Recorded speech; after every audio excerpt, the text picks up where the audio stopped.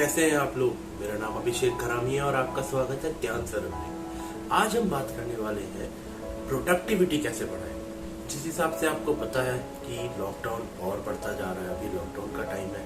जरूरी नहीं कि जब लॉकडाउन खत्म हो जाए तो वापस से वैसे ही माहौल हो जाए, ऑफिस उसी तरह से खुल जाए और ऐसा। तो ऐसे में हमें जरूरत है कि घर पे रह के काम करते हुए या लोगों से दूरी बना के काम करते हुए हम ज्यादा से ज्यादा कैसे प्रोडक्टिव हो पाए। तो आज हम इस वीडियो में इसी बारे में बात करेंगे। तो चलिए शुरू करते हैं।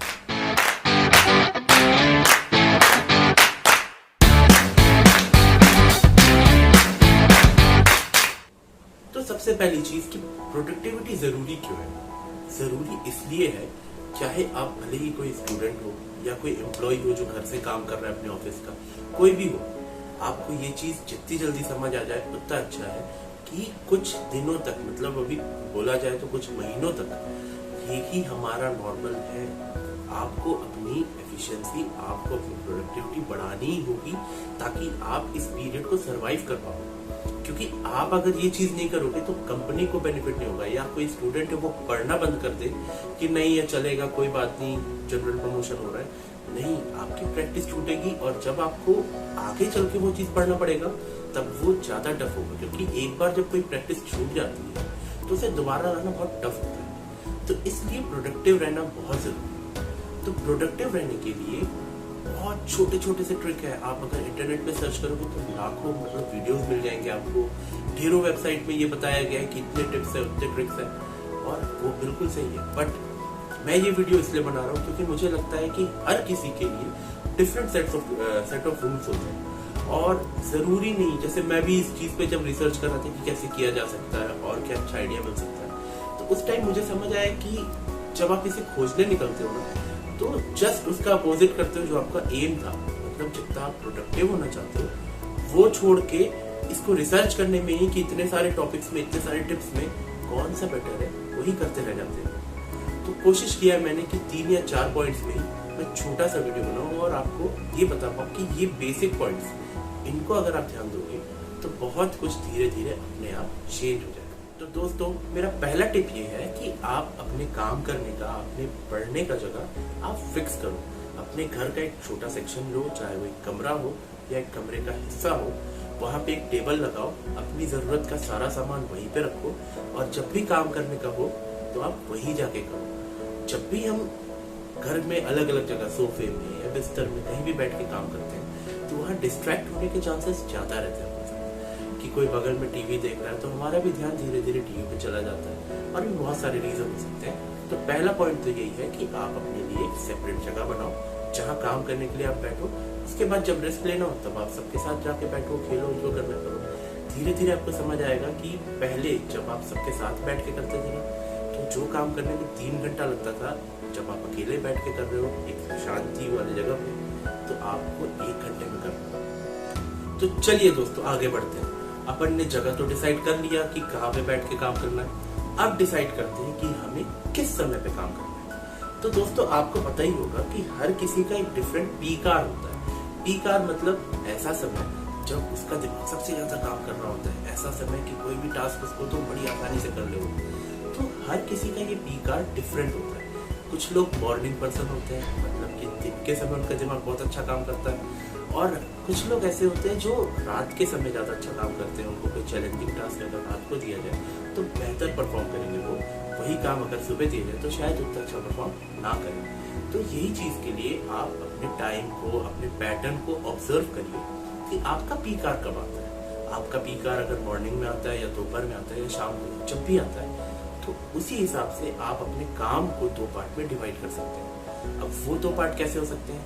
जो भी आपका क्रिएटिव पार्ट है, मतलब क्रिएटिव काम है, ऐसा कोई काम जिसमें कुछ नया बनाना है, कुछ नया सोचना है, ऐसा काम, या कोई चैलेंजिंग टास्क जिसको करने के बेहतर तरीके आपको खोजने हैं, तो ये चीज आप अपने पीक आवर में करें।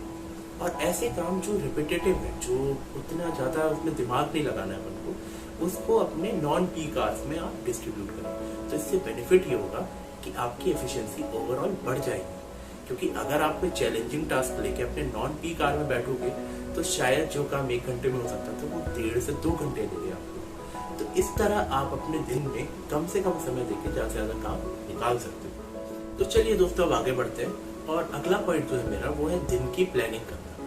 दोस्तों दिन की प्लानिंग करना इसलिए जरूरी है क्योंकि कभी कभार हम जब काम कर रहे होते हैं 2-3 कामों में फंसे रहते हैं तो फिर अचानक से हमें याद आता है कि ये काम छूट गया, ये काम ज्यादा इंपॉर्टेंट था बट मैंने दूसरे कामों में इतना उलझा रह गया कि ये काम कर नहीं पाया। तो इसीलिए सबसे अच्छा तरीका यही है कि आप जब सुबह उठे तो बैठ के एक लिस्ट बनाइए अपने कल के बचे हुए काम और आज जो करना है, और उस लिस्ट को फिर डिवाइड कीजिए आगे कि ज्यादा प्रायोरिटी का काम क्या है।